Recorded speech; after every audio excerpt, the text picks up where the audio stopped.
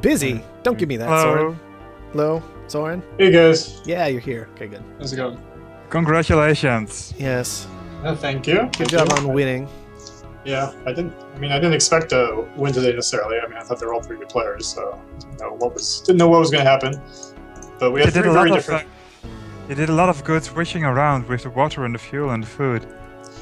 Yeah, you got to be. I think so. There's been a lot that's changed with this. With Beta 9, I guess, but I guess Beta 8. But really, I think the big thing really is the fuel cost.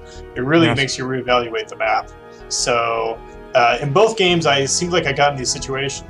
Both games I won, I seem to get in situations where I had to found in a corner, but there was something that I really wanted on the other side of the very opposite side of the map. So I felt like I absolutely had to get teleportation. Mm-hmm. So I made a run for that. In both cases, I think I was vulnerable because I kind of lagged behind everyone while I was teching up. Yeah, we were commenting about that, I think. Yeah. Mm-hmm. For sure.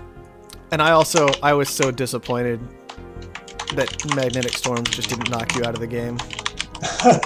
I didn't think about that. I was so ready for it. Okay, oh, yeah. that moment when you were launching... Yeah, I know. No one even bought magnetic storms. And it's like, yeah, after you got teleportation, it was going to be hard to use magnetic storm properly. But there was a moment when you hadn't split your fuel shipments.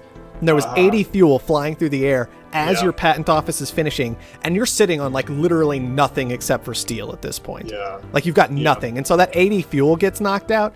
And then if you don't recover from that point and you don't split your shipments again, like you'll get 40 fuel through. Eventually you'll get to start that teleportation. But then you're going to end up with 80 oxygen and 80 fuel in the air simultaneously for the other half of that magnetic storm. And at that point, you're not quite completely out of the game, but you are in a terrible spot. Like, and there was that opportunity. And I think when everybody passed up on that, and then like there were two big moments they had to do anything to you. There was that moment, and there was when you were buying into Blackmagic with the off-world market. Mm-hmm. Those were the two moments when you were vulnerable, and something could have been done to stop you from this steamroll, and it just never happened. Like neither of those two opportunities were used, and you just kind of steamrolled your way to victory on the back of teleportation and all those other patents. Yeah. I mean, you let a scientific player roll. I mean, they're the classic booming RTS faction, basically. Mm-hmm. At the end of the game, it's like money is just flowing in. Well, the problem is they're both good at booming and turtling. They're like... Yeah. I mean... That's the awkward part. Yeah. I mean, I think that, to me, like, oftentimes if I'm not playing scientific, or even if I am playing scientific, I'll get a patent lab just because I see someone else has the patent lab. Like, I feel like if you let a scientific player run away with all the patents, like, they have too many ways to make money. They don't need an off-world. You know? It's true. They don't. A lot of the time. Because patents and tech can just be so strong. Yep. Given the opportunity, I just prefer to pile up on cash and try to buy the scientific player. Well, that's exactly it, right? Like, a classic booming faction is supposed to be vulnerable to buyouts, and I was very vulnerable. I mean, a player, I think, almost hit 100% the first game on me, and I think they just didn't realize it, that they could have, shift-clicked with me, basically. Wait, you can shift-click someone whose stock aren't owned yet? Yeah. Okay, so I saw 100%, but I'm not sure if that means whether they were if they could have just bought 6, if that's I think that was the majority. Yeah, that was probably how much they need to get 6 shares, in which case, if they'd started to make a run on me, like, I could have probably bought some shares. But on the other hand, if they started making a run on me and someone else joined in, like, then I'm toast. Yeah, for sure. So, like, you see that 100%, like, you're absolutely vulnerable, Once you get to 5 shares, then if you see 100%, that means someone can shift-click you. I think that's how it works out. Right. Well, I was looking at you upgrading and looking at the cash and wealth of other players, and at the point that you were upgrading, the other players didn't have enough to kill you. Sure. Yeah. This game, I don't think anyone got. I don't think I even saw anyone get over 50%. So. Like, were you watching what everybody else had when you upgraded, or? Well, as long as I don't see anyone over 50%, then I'm not usually worried about that too much. Maybe I should be. I don't know. But seems reasonable. yeah, this game was. Are you noticing the AI and the weird pleasure domes? Oh yeah, go look at your AI right now. Yeah, I know. I think it's not as easy of a change to make, and so I think my first attempt didn't work, and so I tried something else today. And, basically, the thing is that the AI has. Part of this is just general bad AI, but the bad AI has a concept of building a pleasure dome to hurt someone else. And obviously the subsidiary should just not even care about that. They should just be focusing on what's making them the most money. Yeah. Because I did like how the subsidiary was making an active effort at hurting your income this game. I know, I would have been making a killing. I was the only guy with the pleasure dome. So. Yeah, you were up close to like 500 at some point, and your subsidiary was like, we got to put a stop to that. Yeah. But at least one of it was an off-road market, right? It's true. It's true. It is just 2 pleasure domes there. Yeah, so that was pretty bad. So as if I needed that, I guess it's appropriate that I suffered myself from it. But, this map I was again, like the first map, I felt like I just had to found. I probably should have found it even earlier, because I felt like if I didn't get that scientific location, I really didn't know what I would do on this map. I would go expansive and just slow roll with geothermals, but. Well, where's the other iron on the map? Oh, there's a chunk in the south. I wouldn't get the iron. I would just wait until somebody's bottomed out the market. But on this map, there's scavengers. Well, not yeah. It's a very vulnerable play, and not like. Yeah, it's hard. It's hard on that map because the scientific player is not going to bottom out of the iron market. And exactly. If there's just a couple scavengers, then. There are 2 players making steel on this map. There's Ultrapope and you. Mm-hmm. Yep, but I'm not consuming iron, so the iron, well, I don't know. I mean, basically, if 2 players go scavenger, if you're the last guy and one guy's gone scientific and then 2 players are gone scavenger, actually you're not in that bad of a situation. Assuming there's at least 1 high iron somewhere on the map, you should be able to pull something off. But I mean, we've seen some weird stuff. I mean, Blackmagic, the second game, I mean, he had a very, very interesting game where he was, based all of his play off of power. Which was absolutely the correct play. He did that as a band-aid on not founding correctly. Oh, really? Was that what happened? Yeah. I didn't notice his found, but he was by some iron, right? No, it was silicone. Yeah, he was just next to by silicone. He didn't have any iron? Nope. Wow. Okay. I mean, that's what you do. He was a robotic, though, right? Yeah, it was absolutely a fantastic map for power roboting. Like, there was 1 geotherm, which I think you picked up. Yeah, I got the 1 geotherm because I saw there was 1 geo. And then there was like no silicon anywhere. Somebody should have done it first game too, quite frankly. But yeah, this map I was definitely not worried about power. It was just geotherms all over the place. Mm-hmm. I think I counted 9 at some point. Mm-hmm. It's just like, oh, okay. Oh, by the way, have you noted the geotherm counter at the start of the game? Yeah. Okay. I've seen that. I looked at the code and there wasn't anything obvious, so it's probably some bizarre thing. I'm wondering if any of the players noticed the colony and all of the laboratories. Mm-hmm. Oh yeah, I noticed that early on, and so I was worried about that. The price of chemicals would get really high because I was worried about that because I know I would have to buy a lot of chemicals to get to teleportation. It's true. I mean, I'd spent a lot of money. Like you said, that was that giant fuel shipments that were coming in for me. That's what I needed to be able to buy my teleportation. And then once I got teleportation, then I had so many options. Man, parks are so dull. Well, that's kind of their purpose. To be dull? A park? I guess. What kind of parks have you been to? Well, there might be nice parks, but they don't consume much resources. I would not mind being able to scroll over that central section and just get an overall readout of what it's consuming. Yeah, that's a good idea. I'll do that. Like from when you mouse over to the main port or colony. Yeah, it already lists all the buildings, so it should be. There's no reason to be simple, but doable. Yeah, that's definitely doable. We're getting closer. People are starting to get a sense of what the colony can do, but there's obviously a lot more we can do to make it easier. It's true. I would like to be able to put advanced buildings next to laboratories and get a boost to the speed or something. Yeah, I thought about that.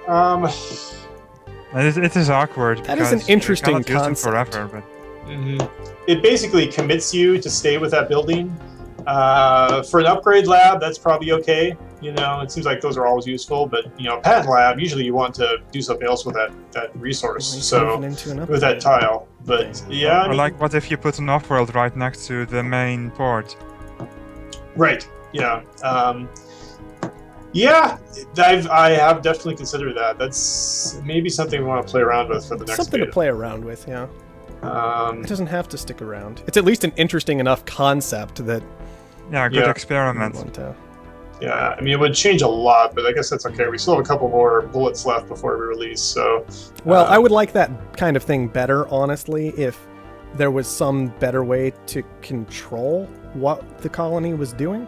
Mm-hmm. Well... But not have full control over it, but just be able to, nudge it in one direction or the other. You get pretty much direct control in the campaign. Yeah, in the campaign you do. And in this mode, I just haven't quite figured out a way to... I think it's hard to make it... Find a way to nudge the colony and make it still be like a good use of your money, right? Mm-hmm. Like it has to cost some resources. You can't just let it be free to nudge the colony. But at the same time, like how do you? It seems like it's gonna be hard to balance the value of I wouldn't spend $10,000 to like make sure it builds only labs. I mean, you could always just do something like this is kind of a bit of a cop-out situation, but you can always make it so that during the auction there's also just like an extra thing to the side that's like, what kind of building would you like to see in the colony that people can vote on? Right. Yeah. That's like the most straightforward version where you're not adding in an extra cost and you're not really costing any extra time because that's already happening, like that break is, but like maybe a little bit of colony politics. Yeah, exactly. And suddenly you've got that whole vague political situation going on in the game as well. Yeah. Well, I mean, there's the other way to look at it too, though. Like if it is just, and by the way, it's not actually random. It doesn't feel random. Well, like there's 4 different colony types, and they each have a preference. Mm-hmm. Like you're looking at an American colony, and I have a feeling the American colony has a preference for labs. Right.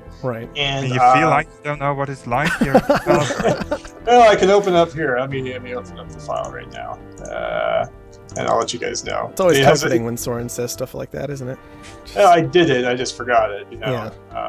Let's see, colony. No, it's not in that one. It's maybe under. So when you decided what colony types build which buildings, did you just roll a dice and? Yeah, that's it. There's a colony probability. So for the American colony, their favorite thing is... it's actually offices. They suck at that, then. They suck at rolling dice at the start of the game, they decide which type they prefer, or it's totally random? Well, the Americans always prefer offices. Although I only see... Do I only see one up? It could be... Maybe I should verify this works. It's almost possible these things are backwards. Verify. I'm gonna have to start diving into your code so I know these things now. Well, it's not in the code actually; it's in the XML. If you look at module, yes, module.xml. So basically, the Americans favor offices, which is, I guess, I'm going by broad stereotypes. America's business is business. Blah blah blah. The Chinese favor tool shops, which are kind of like the factory type things. The Russians favor labs. And they've always had a pretty scientific bent. And the European Union favors parks, just because. So I hate the European Union. So the idea is, in the campaign at least, the idea of a park is you add a park when you just want life support to go up, right? That's all you really care about, is that you want to pump up the life support. Because I was basically running out of the high level resources, right? Right. And so I just figured just to go that way. Make something that consumes steel and then drive everyone crazy. Yeah. That would be and if you have like reasons to put buildings next to the colony, it also becomes more useful to hologram your pleasure domes and everything. Sure, yeah. Is that an off-world or a pleasure dome, or... I mean, just the idea that you convert your pleasure dome into an off-world would be pretty interesting. So, yeah, that could be cool. Yes, and PB Head did remind me, although I did remember PB, don't forget, that we wanted to ask about how shares work when a colony isn't fully owned. Like, okay, you have Blackmagic this game, right? But you only have 70% of him. But you what have, I believe is, so at first it takes a quarter of their money, their cash. Right. And then if I have 7 shares, I get 70% of that. Okay. Period. So the 20% is just left over then? Yeah, it's just, it stays with them. Okay. So if you so there's a reason to go ahead. I think it is a good move to go up and buy extra shares depending upon the game situation. I mean, sometimes you don't want to, sometimes you do, but you will get like I was the one who did the early buyout in the first and the third game. And when you're at 6 or 7 shares, I don't think there's much purpose to buying more, but for the other players, I think it's a good idea for them to sneak in and grab those last 1 or 2 shares. They'll get some money for it, and but most importantly, they'll get a stock boost off of it. Like, I think that's what you saw in these games. Like, once I got the early buy, it was just my stock price was just too high for everyone to try to take me down, basically. Right.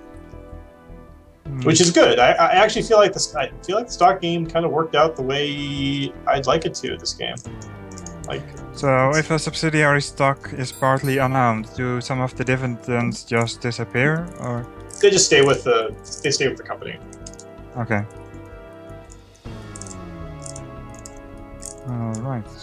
What else did we have to talk about? I don't know. I mean, there were probably random things I raved about during the games because I can't play any video game without doing that, but... Yeah. Well, I'll watch it over, see if you have any... Exactly.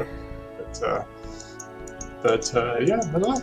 I thought the games went pretty well, actually. I mean, I guess. Yeah, of course. I mean, sure. But the main point is Winning that I is didn't nice. see it. I didn't see it. There weren't any specific situations that I thought were, unhealthy or awkward, right? No, Yeah. just Each time you won, there was definitely something people could have done and didn't about it, so we would need to see those scenarios play out instead. you outplayed the other players enough. Right. The hard part is when you have a game where you have like 4 players who are all doing really well, and there's, it's like, well, how do you ever resolve that? There's never going to be good ways. So there'll always be like situations. I mean, theoretically, those can lead to some amazing games. So let's just, let's hope we'll get some more games like that done during the tournament. Speaking of which, if there's still people around, there is a slot open on tomorrow, and that game is at 2:00, right? Yeah. So that's the Qubit game. Yep. I believe Qubit. Well, why'd you tell him that? Qubit, King Morgan, and Darkus. So it'd be great to get a 4th player in on that game. Do you have 4 for Friday at this point? Well, Dermis said that he could play if they can start. If they delayed it an hour, right? Yeah. And I'll have to leave at noon, but if you can I'll stream be around, so up to 1, that should be fine. And Suzani said he could play. Is Game Slayer? That's Thursday, actually, but yeah, whatever. I assume Game Slayer is still around. So you can Game Slayer. Let me know if that's okay, and then we just have to check with Sir Rogers. Exactly. Okay. That's fine. I got nothing. I got nothing too. I'll make an effort to actually put these up today Sure. instead of waiting for a long time like usual. Yeah.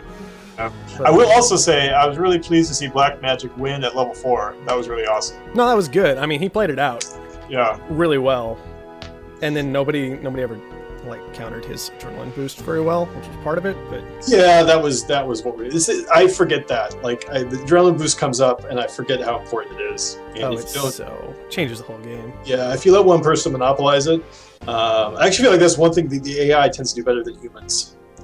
Is that it'll shut down your adrenaline boost, and it'll also try to grab it from the market. But humans, I think, have a hard time adapting. Well, the AI seems to like to play from a hateful perspective of I want to shut everybody else down, whereas people frequently play from I just want to become amazing. Mm-hmm. Yeah. Yeah, the AI is always black marketing everybody. It's true.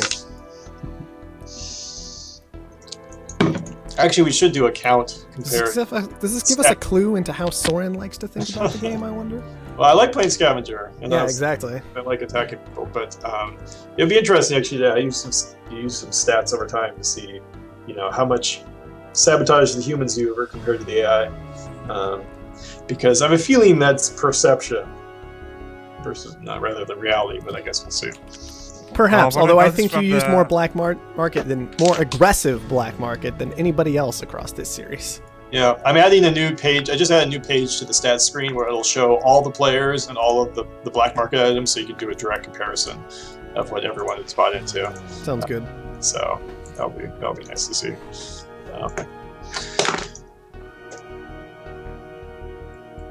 All right, I'll go on do my own things. Thank you for watching, listening, and for commentating with me and playing. Mm-hmm. All right, Cool. See you later. Yep. Good night, guys. Later. Thanks for watching.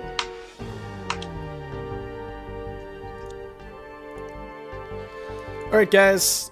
It's been a couple hours. I was thinking about streaming more after this in Beta 9, but I'll be honest, I'm not going to. Let's just leave it at that for now. I've got 2 more streams to do over the next 2 days, so you guys can look forward to those instead. And I have a lot of other things that I'm kind of wanting to deal with right now. Anyway, and frankly, on top of that, I'm hungry, and I still need to cook lunch.